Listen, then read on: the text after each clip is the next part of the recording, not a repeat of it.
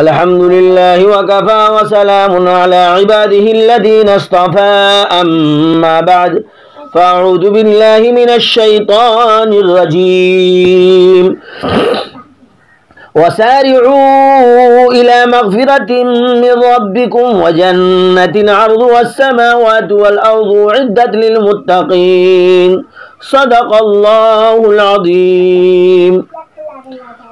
وقال النبي صلى الله عليه وسلم من صام رمضان ثم أتبعه ستا من شوال كان كصيام الدهر أو كما قال عليه الصلاة والسلام. اللهم صل على محمد النبي الأمي وعلى آله وسلم تسليما. اللهم صل على محمد النبي الأمي وعلى آله وسلم تسليما.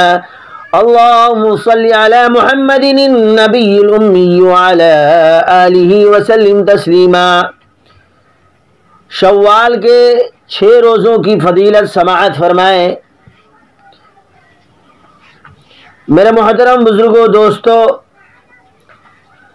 آقائے تاجدار محمد عربی صلی اللہ علیہ وسلم نے ارشاد فرمایا، جس شخص نے رمضان کے روزے رکھے پھر رمضان کے بعد شوال کے 6 روزے رکھے تو یوں سمجھیں کہ وہ زمانے بھر کے روزے رکھے. حضرت ابو ایوب انصاری رضی اللہ عنہ نے فرمایا، میں نے سنا رسول اکرم صلی اللہ علیہ وسلم سے، من صام رمضان وستا من شوال فكأنما صام السنة كلها. جس شخص نے رمضان کے روزے رکھے پھر 6 شوال کے روزے رکھے تو یوں سمجھو کہ اس نے پورے سال کے روزے رکھے. ایک حدیث میں سال بھر ہے، ایک حدیث میں زمانہ بھر ہے، مفہوم دونوں کا ایک ہی ہے. اللہ نے قرآن میں فرمایا، مَن جَاءَ بِالْحَسَنَةِ فَلَهُ عَشْرُ أَمْثَالِهَا. انسان ایک نیکی کرتا ہے، اللہ اس کا اجر کم از کم 10 نیکیوں کے برابر دیتے ہیں. رمضان میں 1 مہینے روزے رکھے گا 10 ماہ کا اجر ملے گا. شوال کے 6 روزے رکھے گا تو اس کو یوں سمجھے کہ 10 سے ضرب دیں گے تو 60 بنے گا، اور 60 دن کا معنی 2 ماہ ہے تو یوں سمجھے 10 ماہ اور 2 ماہ ملائیں گے تو 12 ماہ. اب یقینی بات ہے جب ہر سال ایسے ہی کرے گا تو سال بھر اور زمانے بھر نہ اس نے روزہ رکھا.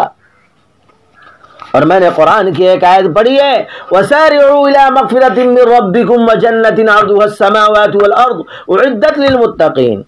اور اپنے رب کی بخشش کی طرف دوڑو، اور اپنے رب کی بخشش کی طرف دوڑو، اور بعیش کی طرف دوڑو جس کی عرض یعنی وسعت یعنی لمبائی آسمان اور زمین ہے، جو پرہیزگاروں کے لیے تیار کی گئی ہے.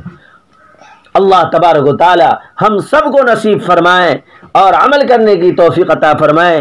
جزا اللہ عنا محمد ما والو صلی اللہ علیہ وسلم.